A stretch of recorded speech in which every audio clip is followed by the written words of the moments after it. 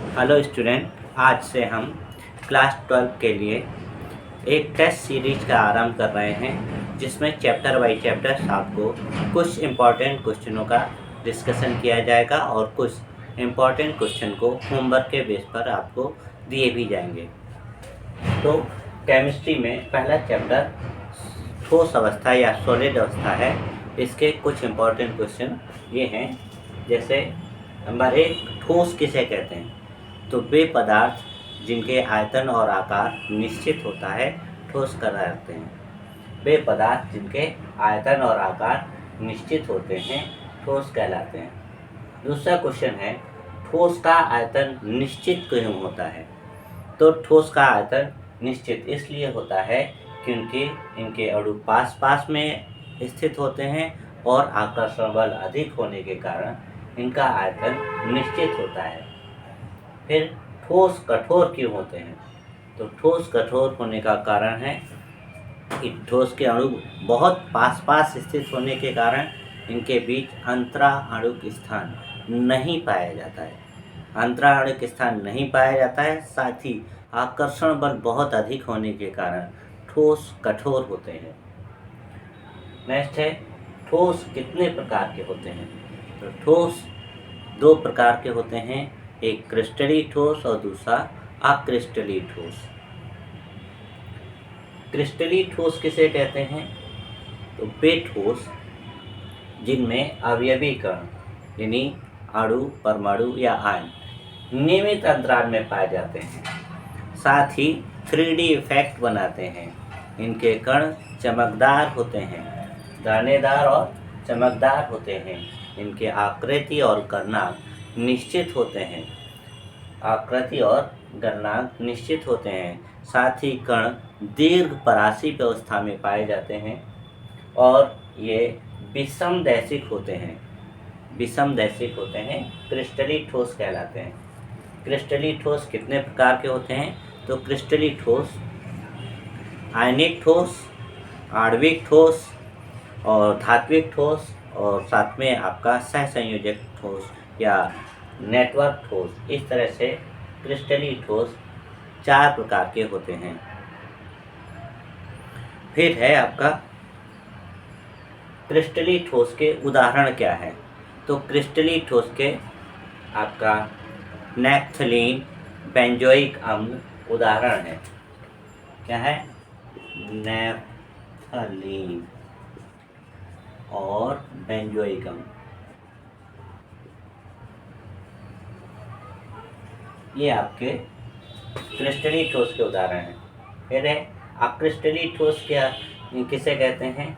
तो जिनमें अवयवी कण अभी बताया मैंने, अणु, परमाणु या आयन। अवयवी कण नियमित अंतराल में या नियमित व्यवस्था में नहीं पाए जाते हैं, जो 3D इफेक्ट नहीं बनाते हैं या इनके जो आकृति और गलनांक निश्चित नहीं होते हैं, थोड़ा क्रिस्टलीय से कम होते हैं, और आपका लघु परास व्यवस्था इनमें पाई जाती है, और साथ ही ये आपके समदैशिक होते हैं। अक्रिस्टलीय ठोस कहलाते हैं। अक्रिस्टलीय ठोस के उदाहरण क्या है? तो इसके उदाहरण हैं आपके जितने भी प्रकार के प्लास्टिक होते हैं, यानी पीवीसी, पॉलीविनाइल क्लोराइड, नायलॉन,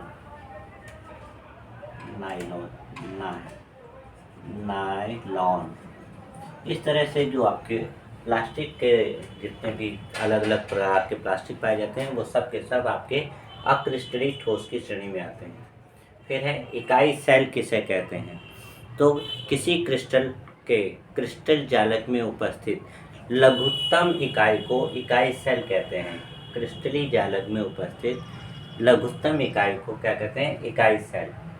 फिर क्रिस्टलीय जालक किसे कहते हैं?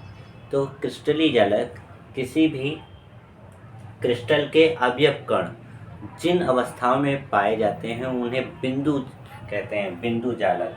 और बिंदु जालक का जो निश्चित क्रम होता है, इसी को आपका क्रिस्टल जालक कहते हैं। फिर अपूर्णता किसे कहते हैं?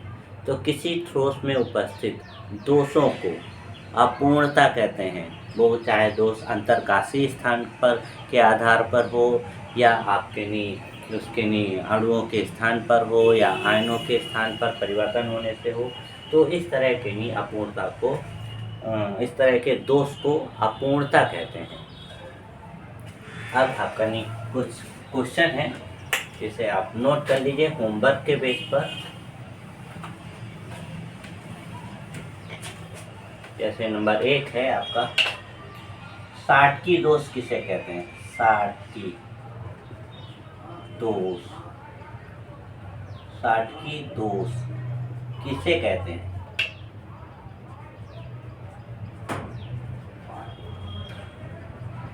नेक्स्ट है फ्रेंकेल दोष, दोष किसे कहते हैं?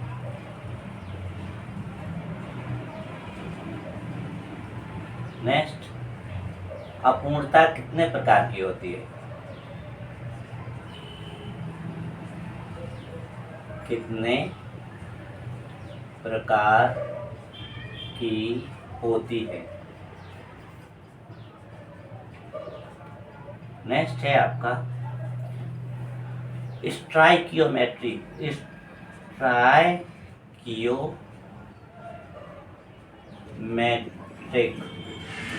दोष क्या है?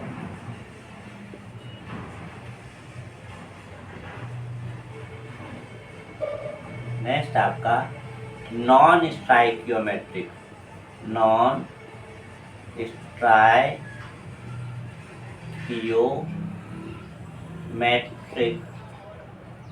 दोष क्या है?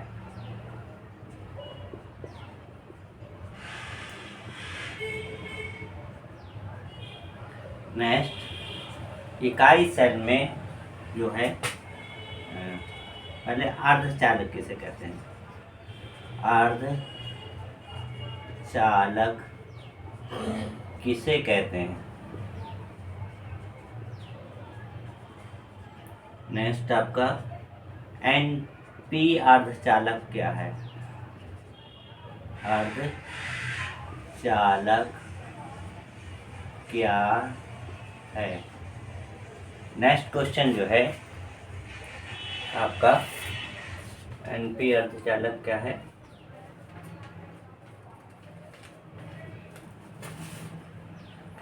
नेक्स्ट है घनीय इकाई सेल, घनीय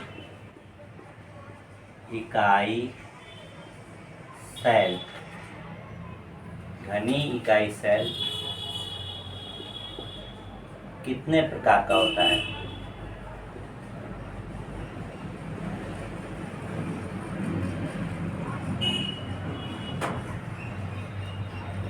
नेक्स्ट नवा है घनीय इकाई सेल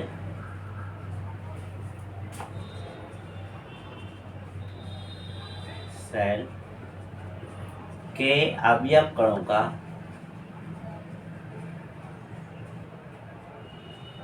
का योगदान कितना होता है?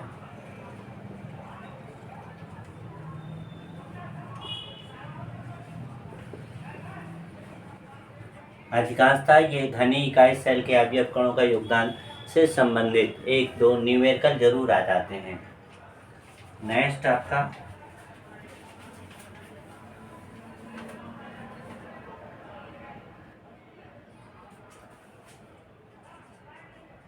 अनुचुंबकी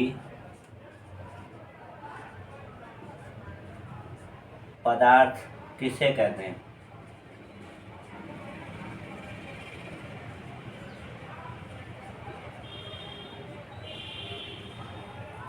नेक्स्ट आपका प्रतिचुंबकी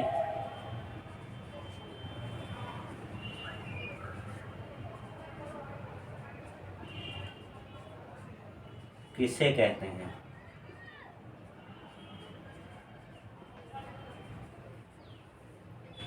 नेक्स्ट आपका लौह चुंबकी, लौह चुंबकीय पदार्थ किसे कहते हैं?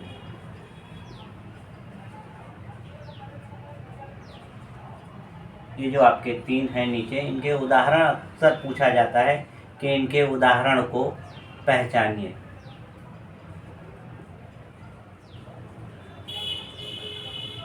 ये पूछा जाता है कि इसमें इनका उदाहरण दे दिया जाता है और पूछा जाता है कि ये अनुचुंबकीय है, प्रतिचुंबकीय है या लौह चुंबकीय।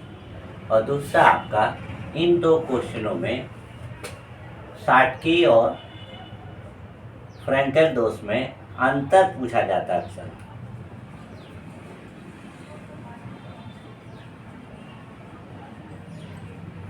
तो इस प्रकार यह ठोस अवस्था यानी फर्स्ट चैप्टर के कुछ इम्पोर्टेंट क्वेश्चन हैं।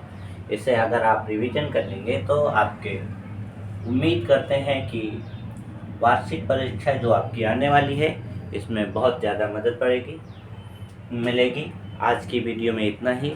शेष नेक्स्ट, धन्यवाद।